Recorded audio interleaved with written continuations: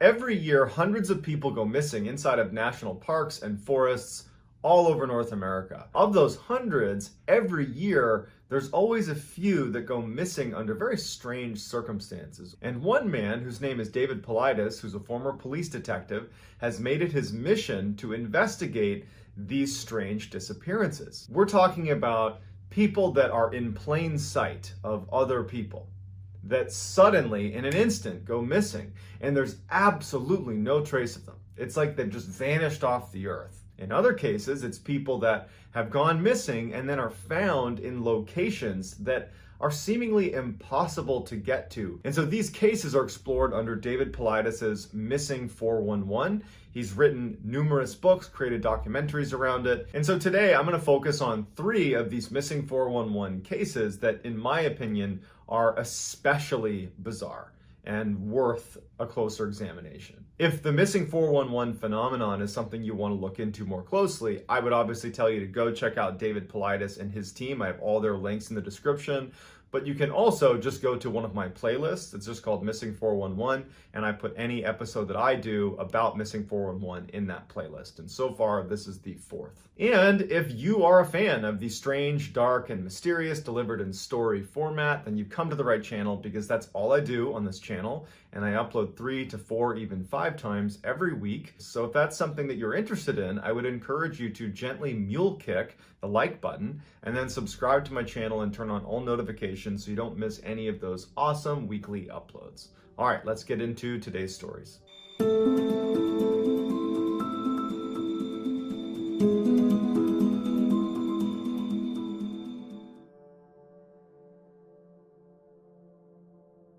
In 1999, Alan Atadero was staying in the Comanche wilderness in northern Colorado with his 2 kids. He had his daughter, who was 6 years old, her name was Jocelyn, and his son, Jared, who was 3 at the time. They were staying at the Poudre River Resort, which Alan actually owned. He co-owned it with his identical twin brother, and Alan was up there to prepare the resort for winter. Alan had recently divorced from his wife and joined a Christian singles group, and somehow it came up that some people in the singles group asked if they could stay at the Poudre River Resort with Alan and help him prepare the resort for winter in exchange for free lodging so they could have a little vacation.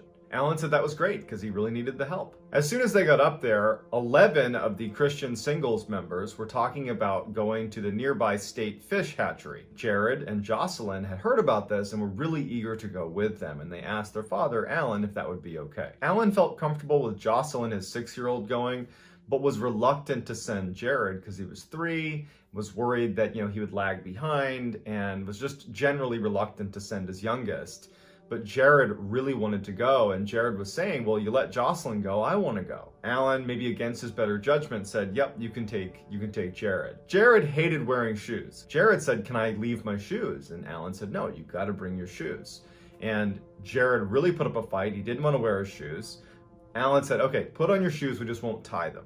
That's the compromise they made. Put on his shoes, didn't tie them, and he was off. So the Christian singles group of 11 plus Jocelyn and Jared take off towards the state fish hatchery. But without asking for Alan's consent, instead of going to the state fish hatchery, they decided to head over to the Big South Trail, which was about 15 miles west of the resort where Alan was. They get to the beginning of this trail, which is an 11-mile, very rugged trail. Narrow path, it's fairly steep. You're going up almost 10,000 feet of elevation. This was a rugged hike. This was not a beginner's hike. Now, we don't know exactly what the timeline is here, but we know that Jared and Jocelyn were definitely with the Christian singles group when they began this hike, because at some point the Christian singles broke into like a fast group and a slow group. And during that time, when they kind of separated into 2 groups, Jared had somehow run ahead of one of the groups and had come in contact with these 2 fishermen that were on the Big South Trail. The Big South Trail was located near a world-class fly fishing area, and these 2 men were fly fishing. And they saw Jared, and they also saw these 2 groups of people making this climb on this trail, and they, the fishermen, assumed that he had to be with them. Jared walked up to them and said, hey, have you seen any bears in the area? And they said, no. And Jared just skipped away. It's believed that the 2 fishermen that saw Jared on the trail were the last 2 people to see Jared alive. At some point shortly after Jared has made contact with these 2 fishermen, The singles group realizes they've lost track of Jared. They have Jocelyn, but they've lost sight of Jared. And so there's an immediate search of the area. They're yelling out to Jared. And after about an hour, they haven't found him. However, one of the Christian Singles members hears a scream. It was not a scream of someone getting attacked, but rather it was way off, off the trail. It sounded like a child who they would describe the scream as sounding gleeful, like they were playing with someone, like they were playing tag or hide and seek with someone. They tried to make it over to that area, but they couldn't locate where the sound was coming from. And despite yelling out for Jared constantly, they could never locate him. While this search is going on, one of the members leaves and goes back to the resort to break the news to Alan, Jared's father. Alan immediately gets in his car. He's yelling, "You lost my baby." And he drives over to the Big South Trail. Now, Alan just assumed he'd be able to get out and just charge around like a maniac, yelling for his son, and he would find him. But he quickly realizes that this is a really rugged and very dense area. It's going to be almost impossible for he alone to search and find his son. He calls authorities, and authorities show up, and they launch this massive search. Now, the search and rescue crew, when they showed up, they were very confident that they were going to find Jared. They felt like they had a really good sense of where he was, that it would have been very difficult for him to go anywhere. They had the fishermen saying they had seen him. They had one of the members who heard a scream in a specific area. They've done these searches, unfortunately, many times, and most times they find the child hiding somewhere, crying somewhere, but they're unhurt. By the next day, after a full 24 hours of searching, when they haven't found anything, that's when the search and rescue team began to realize that more than likely this was not going to be a successful search. Now, the search would go on for a week. It was a very chaotic search. The case had made national headlines, and so people were converging on this area in Colorado just to kind of be a witness to this case. You had volunteers showing up left and right to help search, and police had to actually keep them from going into the area because they didn't want to clutter up the search area. So it's just very chaotic. And also during this time, a helicopter crashed that was searching for Jared. Luckily, no one perished in that crash, but it was just this crazy search for about a week, and they don't find anything. A week after the search had begun, they officially called it off, and the going theory was that Jared had most likely been attacked by a mountain lion. 4 years go by, and 2 hikers were in the same area on the Big South Trail, walking up the trail, and they decide when they got to this one section near where Jared went missing, there was this really steep, rocky climb that was not part of the trail. But if you wanted to, and you were adventurous and athletic enough, it's feasible that you could crawl up, hands and knees all the way up this rocky face, and you could get to this rocky outcropping where you'd have this great view looking down over the canyon. And so these 2 hikers decide to do that. So they start climbing up this rocky slope that they would say is a treacherous climb. And actually, David Paulides, the man behind the Missing 411 project, does a video where he climbs up that rocky face, and it looks very steep and difficult to navigate. So these 2 hikers make it to this outcropping, and the first thing they notice is a pair of brand new children's sneakers, white sneakers. And as soon as they see it, they think, "Oh, I guess a family must be up here," and they let their kid take their shoes off. And so they're looking around for the family that must have just been adventurous and climbed up here, but there's no one up there, and it's a small area, and they're like, what are these shoes doing up here? Then they found bits of Jared's clothing near the shoes. His pants were found turned inside out, completely turned inside out. His sweatshirt was more or less intact. Both the sweatshirt and the pants had all the signs of being out in the open for 4 years with, weather hitting hard and being exposed to the elements. They were frayed and tattered. The shoes had also apparently been out in the elements for 4 years, but showed almost no wear and tear. The hikers that found them literally thought they were brand new shoes. And then around that area, they also located one of Jared's teeth, and they found a bone that belonged to Jared as well. So it really begs the question, how did Jared get up nearly 550 feet above the trail over extremely difficult to navigate terrain? And why were his shoes completely unweathered after 4 years of being out in the elements?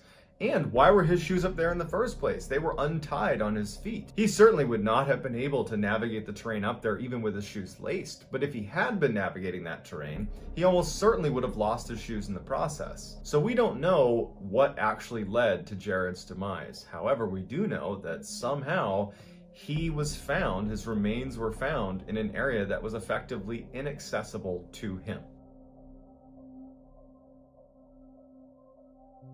In July of 1938, the Beilharz family decided to go camping deep in the Rocky Mountains. Now, the Beilharz family was a huge family. They had 10 kids, including Alfred, who was a 4-year-old boy. One of the days they were camping, they decided to go on a hike to a great fishing spot. And so they got in this big line with all 10 kids and the parents, and they start walking, and Alfred was far back in that line. And at some point, he must have wandered off or got separated, and at some point, the family noticed. There was an immediate preliminary search, and there's a bunch of them. They're calling out to their son, their brother. After this initial search results in nothing, one of the members of the family alerts authorities, and it would launch a 10-day search. When the authorities showed up, they were operating under the assumption that Alfred must have fallen into the river and drowned. And so their efforts went into not only damming the river to stop anything going through, but they also began raking the river as well to find any of Alfred's remains. When the raking of the river and the damming of the river turned up nothing, the authorities decided to bring in some bloodhounds from a nearby state penitentiary to try to pick up his scent and find him. And so they bring the bloodhounds over to where he went missing, and right away they pick up his scent. And then, somewhat paradoxically, instead of going down to the river where all the authorities assume that's where he must have gone, the dogs turned and went up this near sheer cliff. They went over 500 feet uphill to this clearing on the mountain, this little plateau on the mountain, and then they just laid down as if they had found him. The authorities assumed this was an anomaly. There's no way this child could have gotten up nearly 500 feet to that plateau, not to mention there was no sign of the child up there anyways. So they just assumed that the dogs must be wrong. So they sent those dogs back and got new bloodhounds to do the same test. And so they brought the new bloodhounds to the point where Alfred had vanished, and they did the same thing. They didn't go down to the river. They followed the exact same trail all the way up, nearly 500 feet up to that plateau where they laid down to signify this is where the scent ends. And it was baffling because there was nothing up there to indicate that he was there or ever was there. But now you have two groups of bloodhounds that did the same thing. You can't say his scent wasn't up there because the dogs found it twice. So at the same time this search is going on, a report came in from another hiker that was about 6 miles away, less than 24 hours after he had gone missing. And the report from this hiker was he was sitting down to take a rest, and he looked up towards this mountain. And about 500 feet up, he saw a little rocky outcropping, and a boy walked out to the edge and looked down at him. And the man looked up like, how did the boy get up there? And the child let out a shrill shrieking sound before something that was out of view pulled him backwards, and then he was never seen again. And so he reported it, and the authorities dismissed it, because how could a 4-year-old boy have moved 6 miles away and 500 feet up to this rocky outcropping? However, authorities did send a team to go search that area where this hiker had seen this child, and there was nothing there. So you have these two separate locations, one near where Alfred disappeared about 500 feet up on a seemingly inaccessible rocky outcropping where the bloodhounds had taken his scent to, and then it vanished. And then 6 miles away, you have another sighting of a boy that matches Alfred's description that's another 500 feet up on a rocky outcropping that's seemingly inaccessible to a child. And that's all we have. Alfred was never found. In August of 1897, two parents and their 6-year-old daughter named Lillian went berry picking in Maine. The section of Maine they were in was only 15 miles away from the Canadian border, and it was very, very densely forested. At some point, the parents noticed that Lillian wasn't with them anymore. They assumed she must have wandered a couple feet away. Maybe she was behind a tree. But after an hour of searching, where they can't believe they're not seeing any trace of their daughter. I mean, they're in the middle of nowhere where if you yell out, someone's going to hear you, but there was no response from their daughter. They can't find her anywhere, so they alert authorities. Hundreds and hundreds of people came out for this search. The family is distraught. They're offering these huge rewards for any information about their daughter. You have all these very experienced outdoorsmen and huntsmen that are going out and looking for this girl. There is nothing. She has vanished completely. During this whole ordeal, friends and family would stay out in the woods overnight. They would just stay out there yelling and calling for Lillian, and she never turned up. About 48 hours after Lillian disappeared, there was a group of people searching an area about 2 to 3 miles away from where Lillian had gone missing. And Lillian just walks out from behind a tree, perfectly calm, doesn't look harmed, and she's just asking for her mother. There's this amazing reunion. It's a miracle that she's been found. I mean, this is 2 days that she's been missing in the middle of rural northern Maine. I mean, anything could have happened to her, but she's here, she's alive. When they asked the girl, what happened? Where'd you go? Why did you walk away? Like, what happened? She said something that piqued David Paulides' interest, and this is why this became a part of the Missing 411 project. She said, the sun shined all the time in the woods. The problem with that is while she was missing, it was overcast, dark, dreary, and she was in a very dense forest where there was, even if it really had been a very sunny day, you're not getting much sunlight coming down to the forest floor. So why would she describe something as being sunny the whole time in the woods when in reality, there was almost no sunlight? She also claimed that over the 2 days she was missing, she heard people talking around where she was, but she said that she needed to stay quiet because of the tramps that would be upset if she made any sound. It's just a very strange story, and like every other missing 411 case, there really isn't a good, rational explanation for why it happened. While David Paulides does not come out and say explicitly what he believes is behind all these strange occurrences inside of these missing persons cases, the insinuation or implication of his research is that something paranormal is behind it. So I'd like to hear what you think is behind some of these strange disappearances. If you enjoyed this video and you want to see more like it, I would encourage you to gently mule kick the like button and subscribe to my channel and turn on all notifications so you don't miss any of my weekly 3 to 4, even 5 video uploads on content that sounds an awful lot like what you just listened to in today's video. If you want to get in touch with me, you can direct message me on Instagram. My handle is JohnBallin416. Also, I'm very active on TikTok, where my handle is Mr. Ballin. So whether I see you on Instagram, TikTok, YouTube, all of the above, I just really appreciate your support. Until next time, I hope you guys enjoyed it, and I will talk to you soon.